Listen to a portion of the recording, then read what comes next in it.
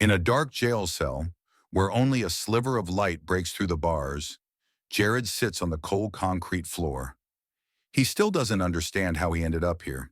He always followed the rules, always did the right thing, and now at 28 years old, his life is in ruins. In just a few hours, his trial will begin. He will be accused of a murder he didn't commit. He knows that if convicted, he will spend the rest of his life in prison, or worse, he might never make it out alive. But the most terrifying part isn't the prison walls. The most terrifying part is knowing that his fate lies in the hands of people who never saw him as a person. His mother, Laura, sits in the courtroom. She believes in his innocence, but all around her are cold stares and indifferent faces.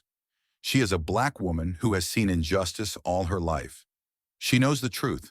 Her son is just another victim of a system that never saw him as anything more than a suspect. She grips her hands together in silent prayer. You will come home, Jared. You will come home. A few months ago, everything was different. Jared had just started working at a small convenience store. He had dreams. He wanted to become a photographer, to open his own studio. But on the night everything changed, he was just walking home. He didn't know that a crime was about to take place near him. He didn't know that he would become the prime suspect.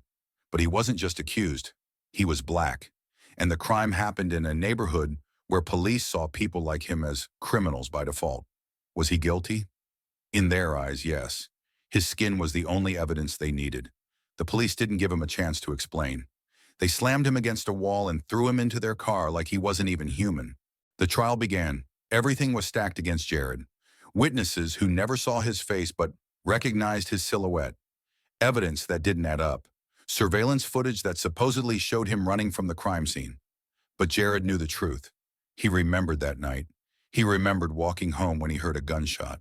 He remembered how his heart pounded when he saw a body on the ground. But he wasn't there when it happened. He wasn't the killer. His only crime was being in the wrong place at the wrong time. Every word from the prosecutor made his soul crack. He heard his name twisted into something ugly. Lies became facts. But no one wanted to listen to him. It didn't matter what he said. The verdict had already been decided. As the trial moved toward its final stage, Jared and his lawyer started digging deeper. They found something strange.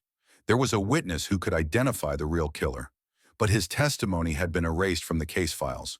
No record, no mention. With nothing left to lose, Jared's lawyer made a choice.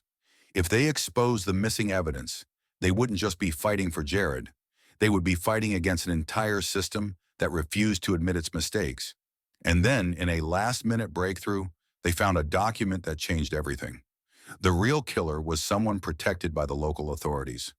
The police had erased his connection to the crime because he had ties to powerful people. The courtroom was silent as Jared's lawyer presented the evidence.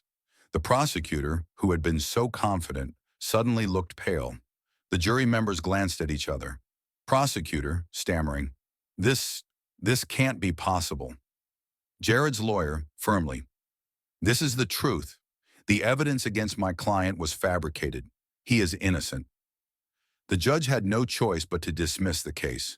The courtroom erupted in chaos. Some people were relieved, others outraged. The system had almost swallowed another innocent man. Jared stepped out of the courthouse. He wasn't a victor. He didn't feel triumphant. He just wanted to go home. But the road back would never be the same. He turned around and saw his mother. Laura stood there, her hands shaking. Tears ran down her face. But in them, there was something else, something stronger, something she had given to her son. You're home, Jared.